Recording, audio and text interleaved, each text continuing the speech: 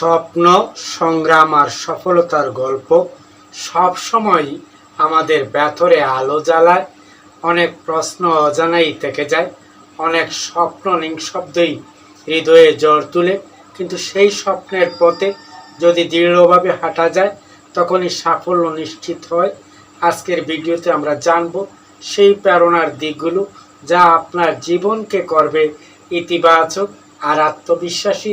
তাই ভিডিওটা একদম শেষ পর্যন্ত দেখুন, হয়তো এখান থেকে মিলবে নতুন উদ্দীপনা, নতুন শক্তি।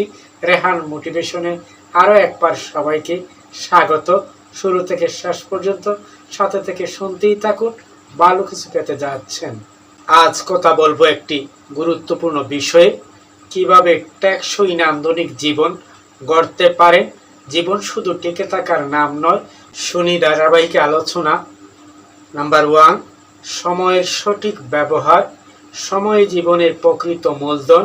আমরা প্রতিদিন 24 ঘন্টা পাই, কিন্তু অনেকে অপচয় করে ফেলে।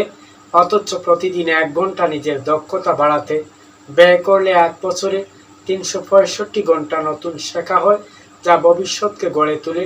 তাই সময়ের হিসাব রাখুন, অগ্রাধিকার ঠিক করুন এবং সময় বিনিয়োগে আরও সচেতন থাকুন। নাম্বার 2, সম্পর্কের মান বজায় রাখা। একটি টেকসই জীবন তখনই সম্ভব হয় যখন সম্পর্কগুলো সুস্থ থাকে।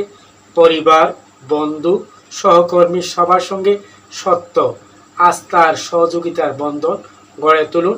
মনে রাখবেন, সম্পদ একদিন ফুরিয়ে যেতে পারে, কিন্তু সম্পর্কের সমর্থন টেকসই ভবিষ্যৎ তৈরি করে।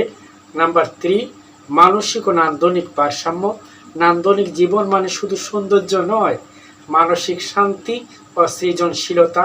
সকালে প্রকৃতির সান্নিধ্যে সময় দিন, একটি ভালো বই পড়ুন অথবা কৃতজ্ঞতার অনুশীলন করুন। এগুলো আপনাকে মানসিকভাবে সমৃদ্ধ, সুস্থ, স্বাভাবিক এবং সৌন্দর্যপূর্ণ জীবন কাটাতে সময়কে করবে অর্থবহ এবং সুশৃঙ্খল। লক্ষ্য ও মূল্যবোধের মিল। জীবনের লক্ষ্য স্থির করুন, তবে তা যেন আপনার মূল্যবোধের সঙ্গে সামঞ্জস্যপূর্ণ হয়।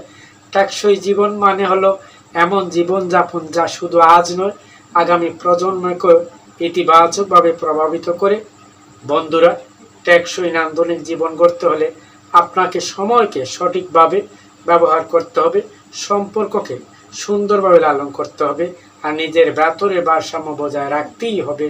ছোট্ট ছোট্ট অভ্যাস থেকে শুরু করুন, আর দেখবেন আপনার জীবন শুধু টেকসই নয়, স্বপ্নময় ও নান্দনিক হয়ে উঠেছে। এই ছিল ছোট্ট আলোচনা। শুরু থেকে শেষ পর্যন্ত সাথে থেকে শুনছিলেন, এজন্য অসংখ্য ধন্যবাদ। আবার দেখা হবে, কথা হবে নতুন কোনো বিষয়ে। সে পর্যন্ত ভালো থাকুন, চোখ রাখুন রেহান মোটিভেশনে।